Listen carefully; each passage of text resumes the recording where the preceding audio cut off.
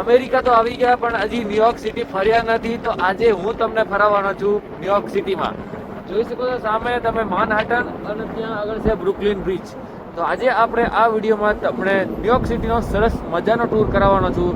જે જગ્યા હું ઊભો છું ત્યાં બહુ જ હવા તેજ આવે છે, એટલે ઠંડી બહુ જબરદસ્ત લાગે છે, બરાબર ને?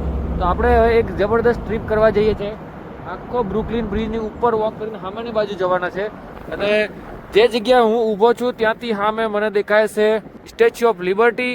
આ બધો સામે Manhattan area, World Trade Center, એ બધો તમને જોવા મળશે. ને આ હેલિકોપ્ટર બધા અહીંયા આ સ્કાયલાઇન બતાવવા માટે બધા ફરતા હોય છે. આ છે બ્રુકલિન બ્રિજ. તો આપણે આ બાજુ વોક કરીને એને બ્રિજ ઉપરથી આપણે આ ક્રોસ કરીશું.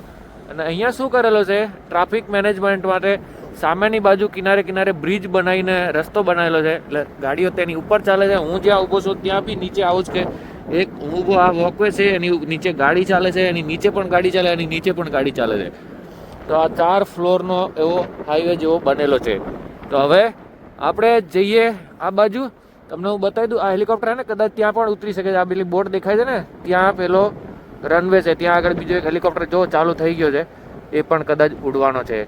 એટલે તમારે કદાચ હેલિકોપ્ટરમાં ઉપર જઈને આ બધું જોવાનો હોય તો તમારે માટે જ આ સારી જગ્યા એવી છે. તો અહીંયા આગળ બધું તમે ગોઠવી શકો છો. તો હવે આપણે ત્યાં જઈએ અને જોઈએ. જો ભાઈ અત્યારે આપણે વોકિંગ ચાલુ કરી દીધું છે અને તમે સામે જોઈ શકો છો, જબરદસ્ત નજારો છે. લગભગ 140 વર્ષ પહેલા આ બ્રુકલિન બ્રિજ બનાવવામાં આવ્યો હતો. હજી તમે જોઈ શકો છો, જ્યારે બનાવીને ઓપન કર્યો ને એક જ દિવસમાં પહેલા કલાકમાં 1.5 લાખ લોકો આની ઉપર ચાલ્યા હતા. અને લોકો એવા કહેવા લાગ્યા કે આ તો પડી જવાનો છે. પછી આ લોકોએ 29 હાથી આની ઉપરથી ચલાવ્યા.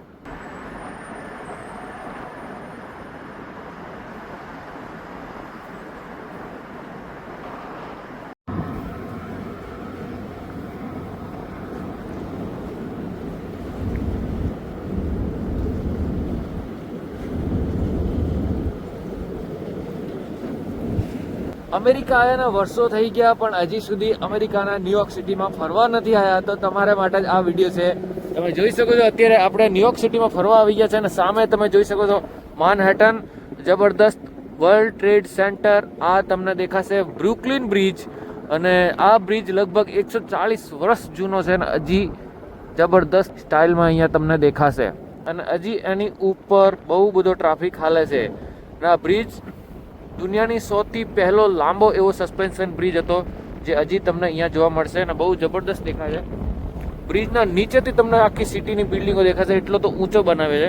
અને આ જે દેખાય છે સામે, આ છે સિટી પાણીની બસ છે. અહીંયા આગળ પાણીમાં તમને આ બાજુથી આ બાજુ જવો એટલે આ બસ લેવી પડશે. અને એક બીજો બ્રિજ સામે પણ તમને દેખાશે. સો આપણે હવે જઈએ આ બ્રિજની ઉપર, તમને જઈને બતાવીએ. ઉપરથી આખો ક્રોસ કરીને સામેની બાજુ જઈએ.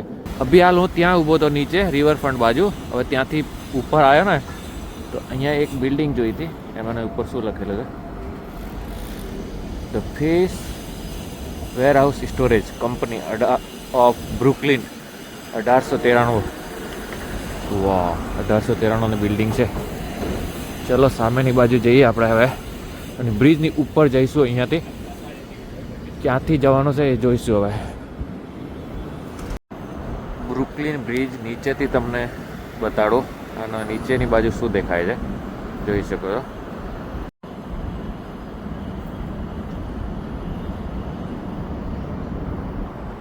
પછી ફાઇનલી આપણને એક રસ્તો મળી ગયો છે બ્રુકલિન બ્રિજની ઉપર જવાનો. જોઈ શકો છો અહીંયા આગળ. અને એ બાજુમાં સાયકલનો ટ્રેક પણ લાગે છે મને.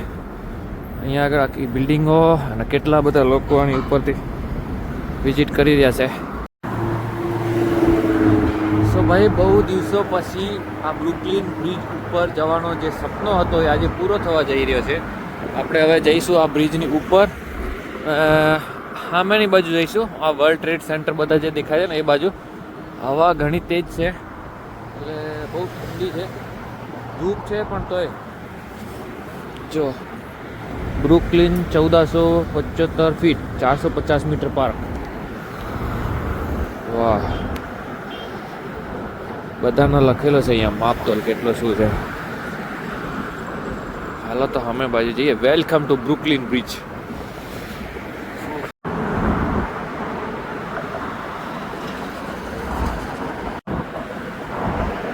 સો આપણે હવે ધીરે ધીરે બ્રુકલિન બ્રિજની બાજુમાં આવી ગયા છે. આની ઉપર છે, હજાર લોકો આની ઉપર ઊભા છે. તો ધીરે ધીરે આપણે જઈશું આ બાજુ અને બ્રિજને ક્રોસ કરીએ.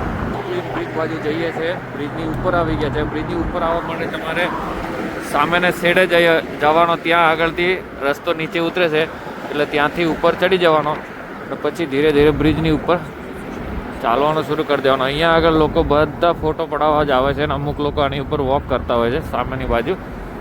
બ્રિજ કેટલો પહોળો છે ને કેટલો જબરદસ્ત બનેલો એ અત્યારે ઉપર આવીએ ત્યારે ખબર પડે છે કે અમે લોકો જે ગાડીઓ ચાલે એની ઉપર અમે ચાલીએ છીએ. જો ગાડીઓ અહીંયા બ્રિજની ઉપર ચાલે છે પણ એ નીચે છે અને અમે આની છતની ઉપર ચાલીએ, એવો વિચારી લો તમે.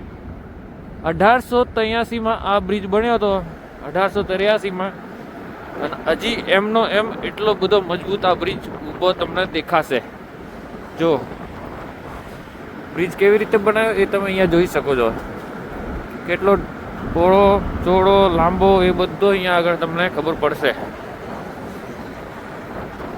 ઠંડી હવા એટલી હદ વગરની ચાલે છે ને ભાઈ, હાથ મોજા પહેરેલા છે તોય જામી જાય છે, ખીચામાં નાખવો પડે છે.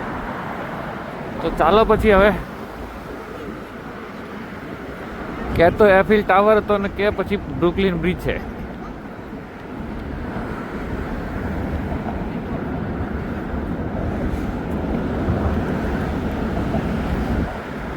વાહ, હવે જે બ્રુકલિન બ્રિજ છે ને, આ બ્રિજ બનાવવા માટે આ બધી કેબલો છે. એટલે આ પાઇપની અંદર કેબલ છે અને આ પાઇપ લગભગ સમજી લો 1.5-2 ફૂટ પહોળો છે. આની ઉપર બધો લટકે છે આવી રીતે. જો સસ્પેન્શન બ્રિજ છે. તો નીચેથી તમને આ બધી નાની નાની રસ્સીઓ દેખાય છે પણ જ્યારે ઉપર આવે ત્યારે ખબર પડે છે કે આ તો બહુ જ મોટી માયા છે.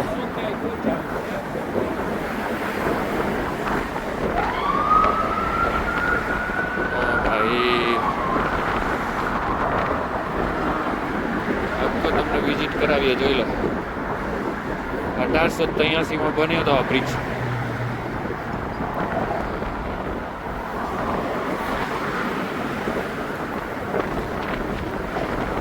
આના જેવડો જ એક બીજો બ્રિજ ત્યાં આગળ છે પણ એ આની સામે કઈ નથી.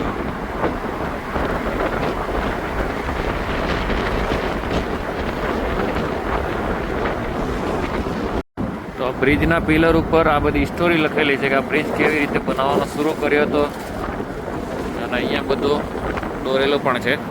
તો અહીંયા તમે જોઈ શકો છો કેવી રીતે શરૂઆત કરી હતી. એક મોટો કોલમ બનાવ્યો આખો નીચે જે પાથરવાનો હતો પાણીના તલેટીમાં, એને લાકડા ઉપર, જમીન ઉપર બનાવીને લાકડા ઉપર રાખીને એને વચ્ચોવચ્ચ લાવીને એની અંદર પાણીમાં ડૂબાડ્યો. પછી પાણી અંદરથી ખાલી કર્યો, ખાલી કરીને પછી એના ઉપર બધું કામકાજ શરૂ કર્યો. એટલે આવું બધું કંઈક સિસ્ટમ કર્યો હતો આ લોકોએ એ બહુ પહેલાં. Let's go.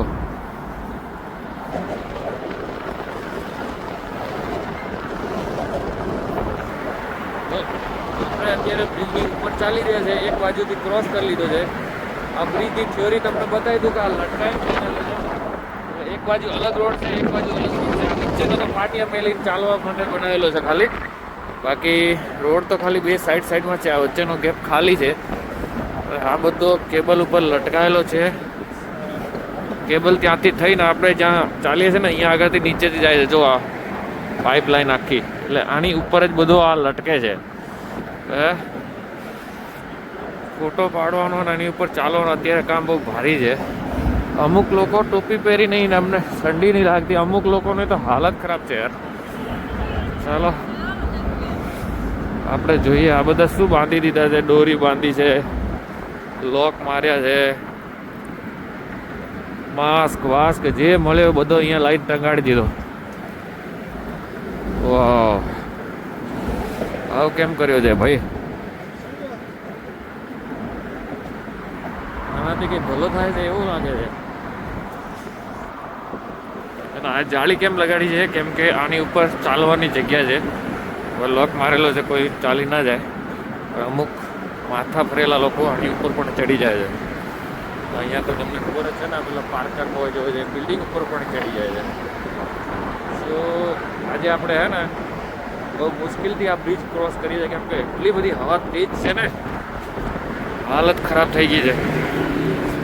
પણ તોય આપણે હવે લગભગ આવી ગયા છે. પૂરો ક્રોસ કરીને જ રહેવાનો છે. પગ ઠરી ગયા, હાથ ઠરી ગયા, બધો ઠરી ગયા. ઉપર જો 1875માં આના શરૂઆત થઈ, 1869માં આના પ્રોજેક્ટ ઉપર વિચાર કર્યો હતો અને 1883માં બનીને તૈયાર થઈ ગયો.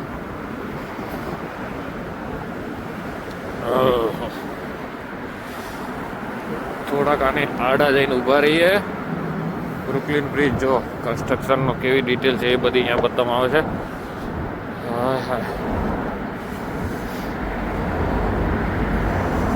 આની ઉપર લાઇટો કરવા માટે જે લાઇટો છે ને અહીંયા મૂકેલી છે.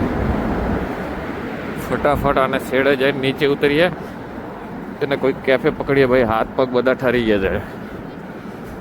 ભાઈ ચાલવા જેવાય નહીં રહેવાના.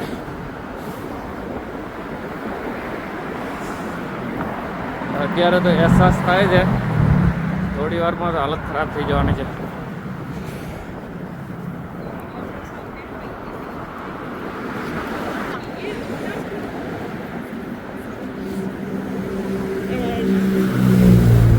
આખી બિલ્ડિંગો અહીંયા આગળ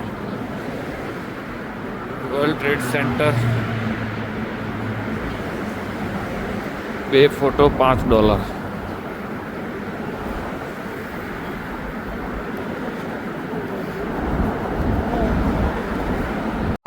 ચલો ભાઈ હવે આપણે અહીંથી આગળ નીકળીએ.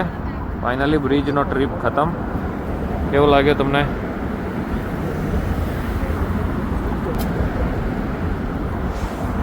બોલો ભાઈ, બ્રિજ જોવા મજા આવી કે નહીં? હવે બ્રિજથી ઉતરવામાં પણ થોડો દૂર ચાલવો પડે છે કેમ કે આ છેડેથી આ છેડે 1 થી 1.5 કિલોમીટર લાંબો છે ને પછી પહોંચી ગયા છે અહીંયા મેનહટનમાં. વાહ ભાઈ વાહ, બધો ટાવર જ ટાવર છે ને. અહીંયા બે ટાવર હતા ને, તમને ખબર છે, એ બધા પાડી દીધા હતા ફ્લાઇટ નાખીને અંદર.